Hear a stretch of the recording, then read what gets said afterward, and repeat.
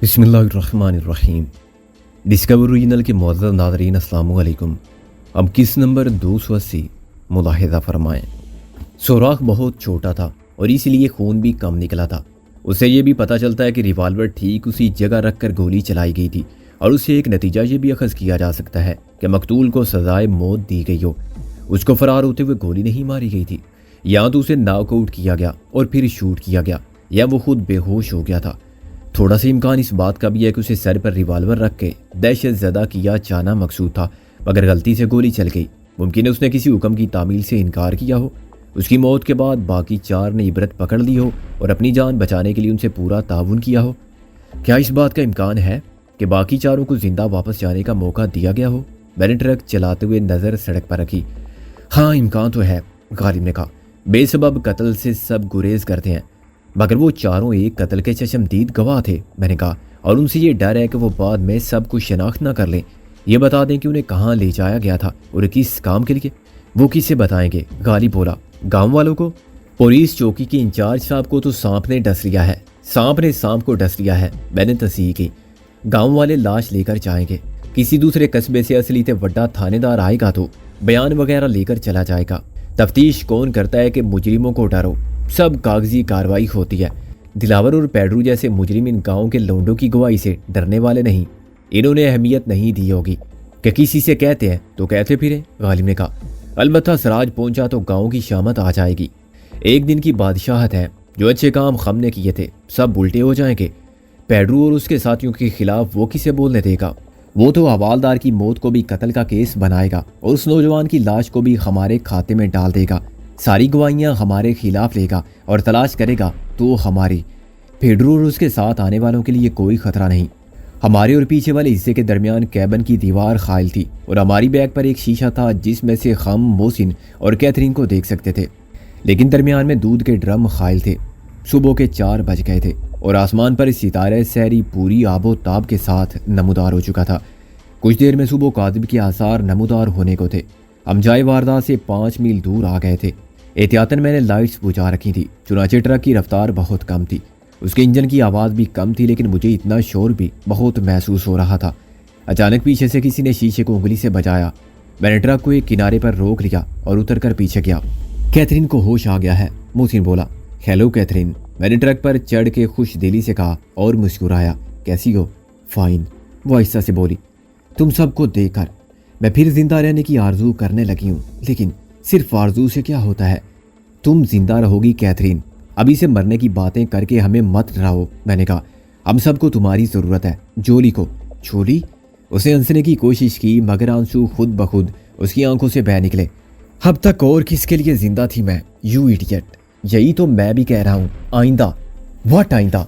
उसने मेरी बात काट दी। मुझे मालूम है वो मर चुकी है। तुम लोग ऐसे झूठ क्यों बोलते हो? क्या झूठ सहारा बनते हैं? जिंदगी दे सकते हैं? झूठ तो खुद मर जाते हैं। कैथरीन मेरी मानने को तैयार नहीं हुई कि जोली जिंदा है। मोहसिन ने कहा, कैथरीन प्लीज़ हम पर यकीन करो। मुझे तुम्हारे झूठे यकीन की ज़रूरत नहीं है, वो बोली। मैं सच का मुकाबला कर सकती हूँ। तमाम उम्र मैंने सच का जहर पिया है, अमृत समझ के नहीं, जहर समझते हुए।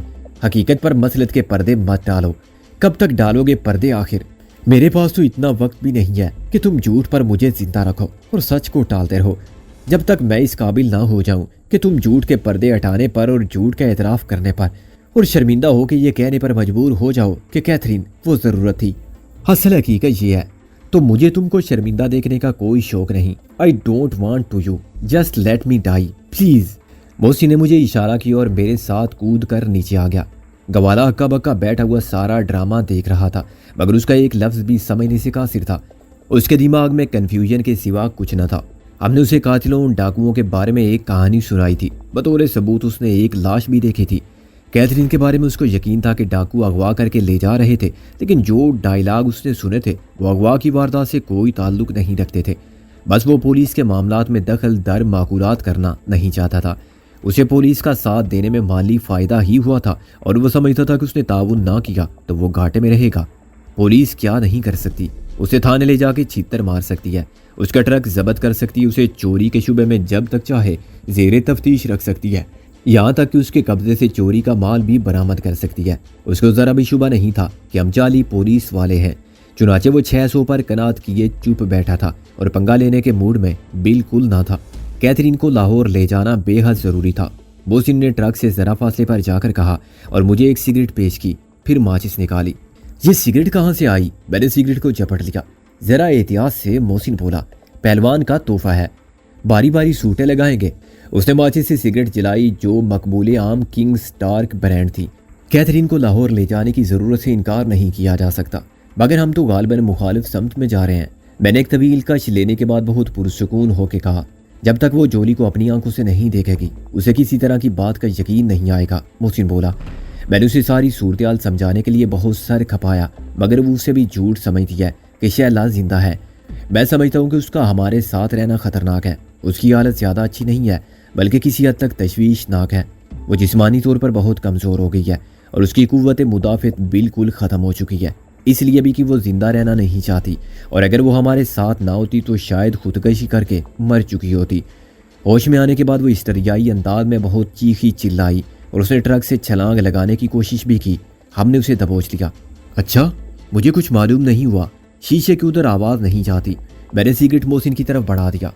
पहले तो वो समझती रही कि अब भी वो उसी ट्रक में है। मोहसिन ने धुआं छोड़ के कहा, जिसमें से वो कूद गई थी। वो किसी ट्रक में थी? मैंने कहा। हाँ, उसने हमें पहचानने के बाद बताया था। मोहसिन बोला कि ट्रक में लकड़ी के बॉक्स थे जो पीछे के हिस्से में बहुत ऊपर तक लादे गए थे। उसके अंदाजे के मुताबिक कम से कम 100। वैसे ही ताबूत नहीं। कैथरीन का कहना है कि बॉक्स 2.5 फुट लंबे, 2 फुट चौड़े और 2 फुट ऊंचे थे। मोहसिन बोला।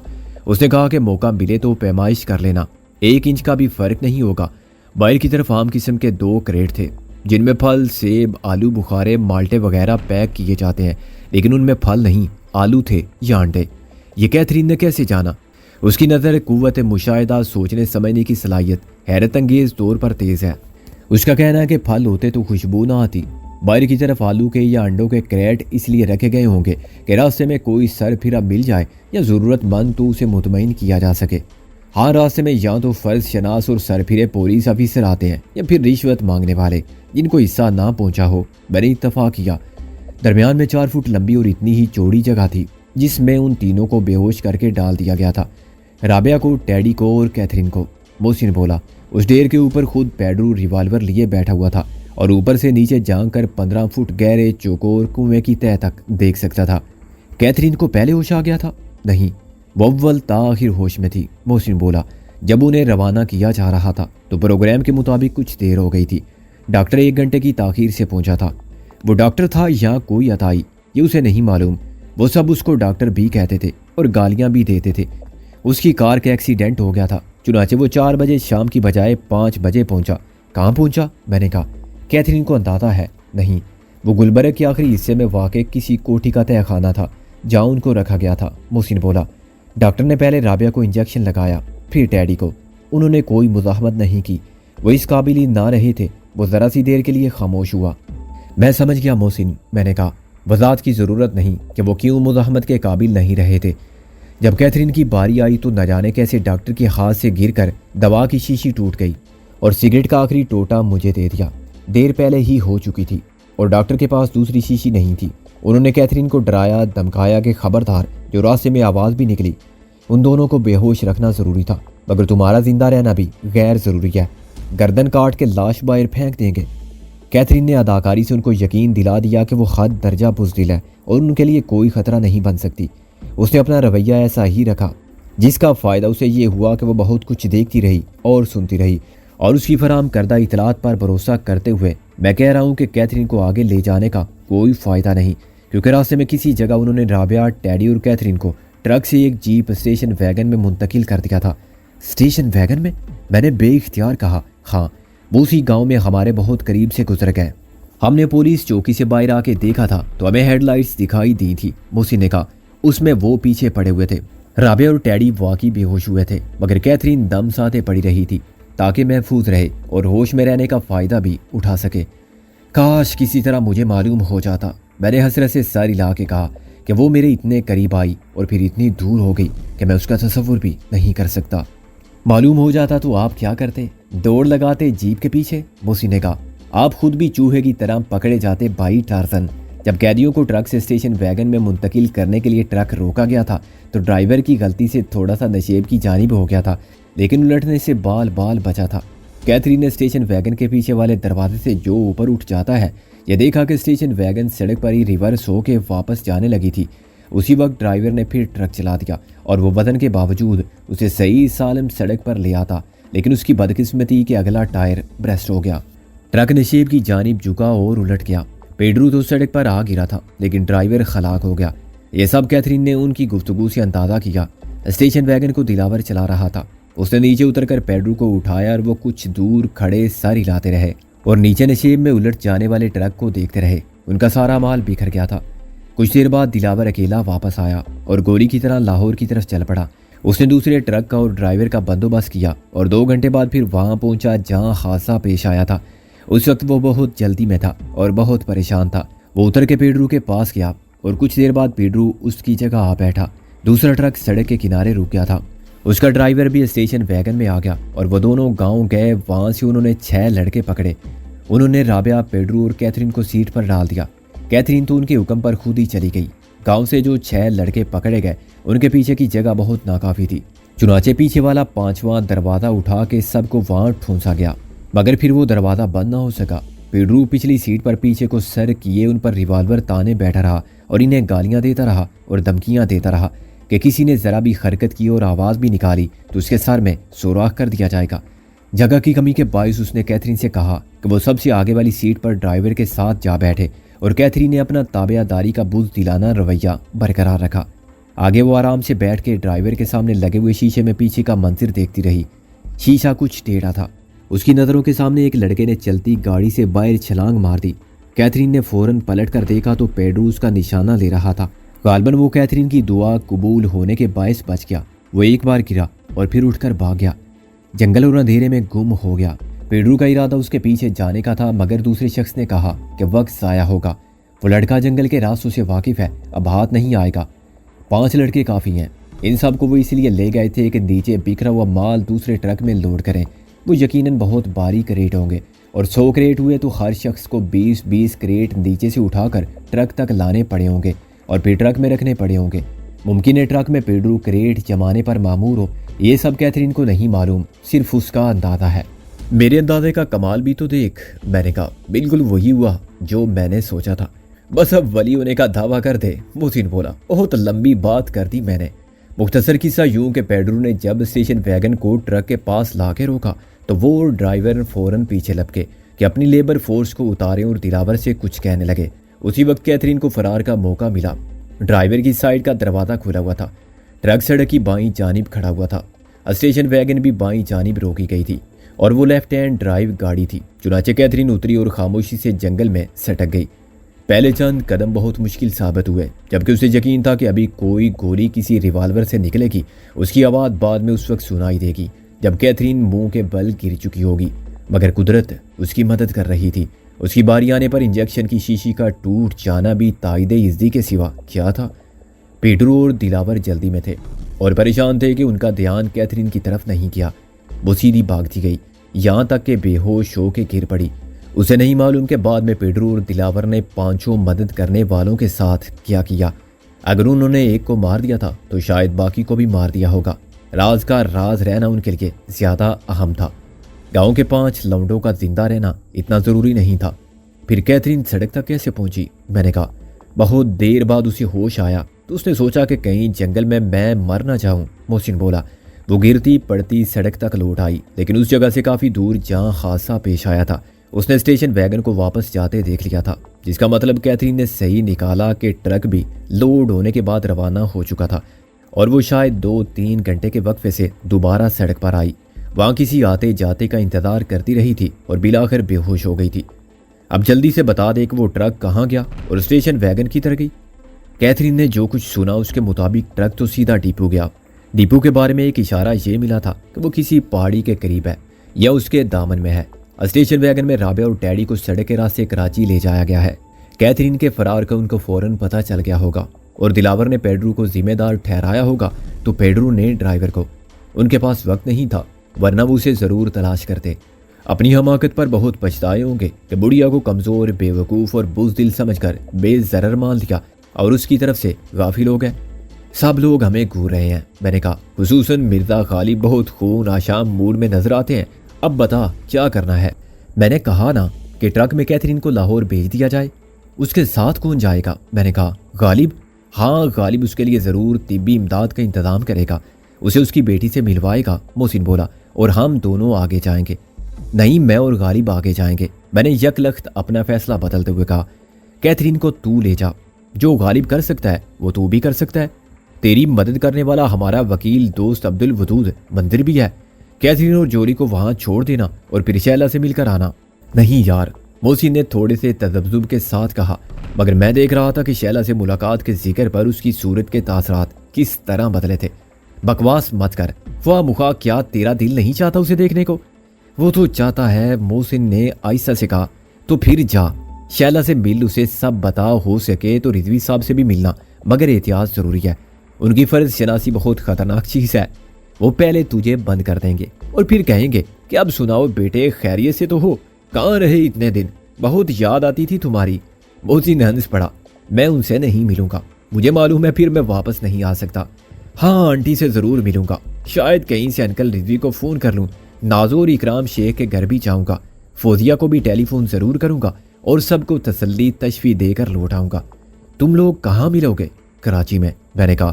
نازو اور اکرام شیخ وہاں پہلے ہی موجود ہیں، بندرگاہ کا علاقہ بہت وسیع ہے، ان کو تلاش کرنا آسان نہیں ہوگا، مگر وہ خود بھی ہماری جستجو اور ہمارے انتظار میں ہوں گے۔ تم میں سے کوئی نہ کوئی ایک دوسرے کو دیکھ لے گا، 2-4 دن وہیں پھرنے میں کامیابی کا امکان ہے، مگر بیس بدل کے مت پھرنا۔